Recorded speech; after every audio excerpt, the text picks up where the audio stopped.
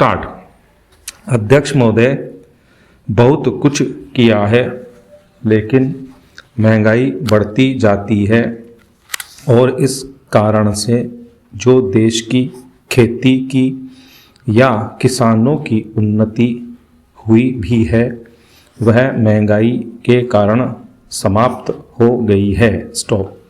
तो ऐसी स्थिति में अगर हम किसान को अन्न की उसके पैदावार की कीमत अधिक नहीं देंगे तो हमारे देश का कल्याण नहीं हो सकता है। स्टॉप। मैं कोई यह नई बात नहीं कह रहा हूँ। स्टॉप। पहले अमेरिका में यही किया गया जब वहाँ पर खाद्य समस्या के कारण लोग परेशान थे। स्टॉप। हमारे यहाँ भी उसी से कल्याण होगा। स्टॉप।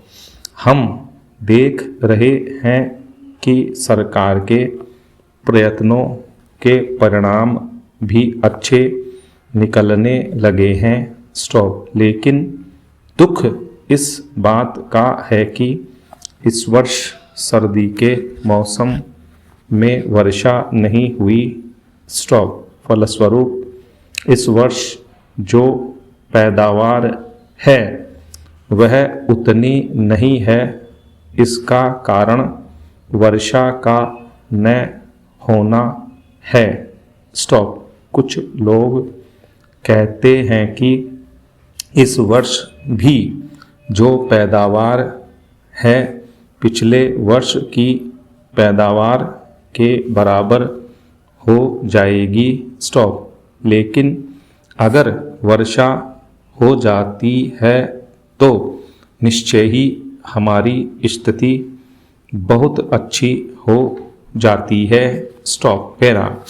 मैं देखता हूँ कि इस वर्ष गल्ले की कोई कमी नहीं है। स्टॉप। इसलिए मैं समझता हूँ कि गल्ले को एक जगह से दूसरी जगह ले जाने में जो रोक लगाई गई है उसको हटा लेना चाहिए।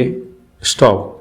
अभी हमारे राज्य में बड़ा अकाल पड़ा हुआ है। स्टॉप। लेकिन वहाँ पर गल्ला भेजने की कुछ व्यवस्था की गई है और लोगों को गल्ला मिल रहा है। स्टॉप। इसका परिणाम यह हो रहा है कि कोई भी आदमी भूखा नहीं मर रहा है। स्टॉप। पिछले 2 वर्ष में कोई आदमी भूखा नहीं मरा। स्टॉप। यह हमारे देश की सरकार के लिए बड़े ही संतोष की, बड़े ही गर्व की बात है। स्टॉप। यदि अन्न की उपज हमें बढ़ाना है तो हमें पानी का इंतज़ाम करना चाहिए। स्टॉप। आज वर्षा की बहुत कमी है।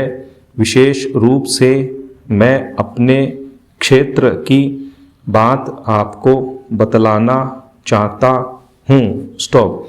20 वर्ष पहले जितनी वर्षा वहाँ होती थी उतनी ही वर्षा आज भी होती है। स्टॉप। वहाँ नहर भी है लेकिन नहर का पानी वहाँ नहीं जाता है। स्टॉप। नहर के पानी को आगे ही रोक लिया जाता है। स्टॉप। बांध भी बना है किंतु हमारे राज्य के लिए पानी नहीं दिया जाता है। स्टॉप। इसका परिणाम यह होता है कि पानी न मिलने के कारण लोगों को काफ़ी परेशानी का सामना करना पड़ता है। स्टॉप।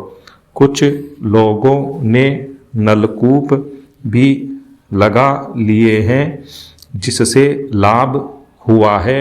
स्टॉप।